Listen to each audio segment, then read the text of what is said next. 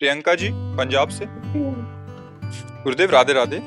गुरुदेव, मैं ये पूछना चाहती हूँ कि जब सब हमारी श्री जी की कृपा से ही जीवन में हर काम होता है, सांस लेने से नाम लेने तक, तो इसमें हमारे अच्छे बुरे कर्म कैसे हुए? ये तो क्योंकि लाडली तुम ऐसा अनुभव नहीं किए ना।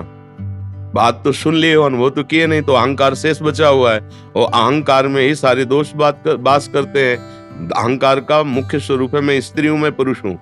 जहाँ ये भाव है तहाँ ही दोष प्रारंभ हो जाते हैं। परस्पर आकर्षण, परस्पर इंद्रियों का भोगों से संयोग होना, नाना प्रकार के पापाचरण की वृद्धि होना। तो बात कहने से स्थिति थोड़ी आ जाती है, स्थिति प्राप्त करे तब उसका अनुभव होता है ना। जिस दिन ये स्थिति आ जाएगी कि एक क्षण एक कण भी भगवान से बिलग नहीं, भगवान के बिना शासन के नहीं, मेरी सत्ता ही नहीं, अहंकार प्रभु में समर्पित हुआ, तो स्वप्न में भी आपसे पापाचरण नहीं हो सकता।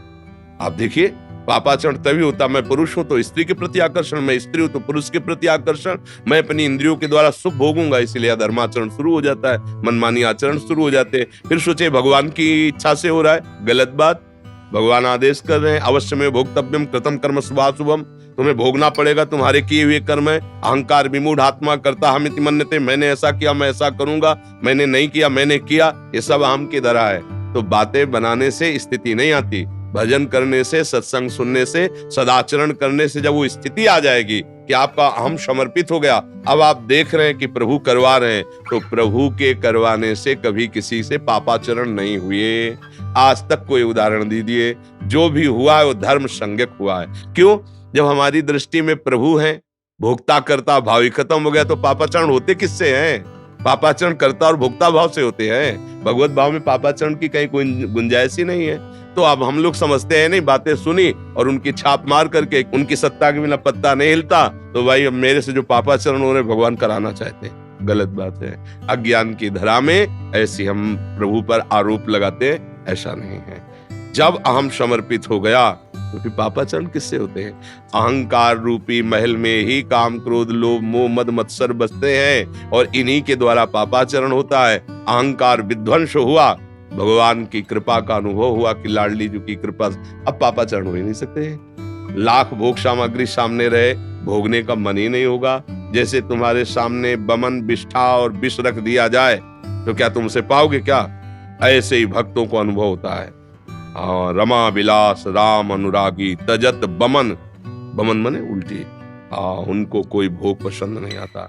ब्रह्मादिक के भोग सब विषम लागताए, नारायण ब्रज चंद की लगन लगी है जाए। अभी तो भगवत प्राप्ति नहीं, भगवत प्राप्ति की लगन लगी तो ब्रह्मादि को क्यों जो भोग वैभव है उसे विष के तुल्य लगते हैं। तो भला उसे पापाचरण कैसे हो सकता है? पापाचरण होता है जब हमें विषयों में सुख और मैं भोगूं और सुख लूं, यही तो अहंकार है। अहंकार के नाश के बिना इस बात की सिद्धि कैसे हो सकती कि सब प्रभु करा रहे हैं? और जिस दिन ये बात सिद्ध हो गई कि सब प्रभु करा रहे हैं, तो आप और भगवान में इतना अंतर नहीं। ब्रह्मविद ब्रह्मवि भवति तस्मित् तज्जने भेदा अभावात्, प्रभु और प्रभु के भक्त में अभेद स्थिति हो जाती है। अब भला उससे पाप कैसे हो सकते हैं? भूल के भी नहीं हो सकते, स्वप्न में भी नहीं हो सकते, क्योंकि पाप का मूल है सुख वासना।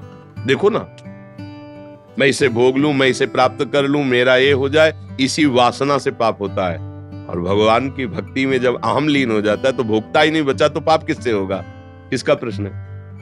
समझ में आया? ना आए तो अभी नाम जप करो, तब समझ में आएगा। ये अध्यात्म मार्ग की ऊंचाई की बातें बिना भजन के, ये केवल पढ़ने से नहीं आती है। जब भजन करोगी, स्थिति होगी, तब समझ में आएगी।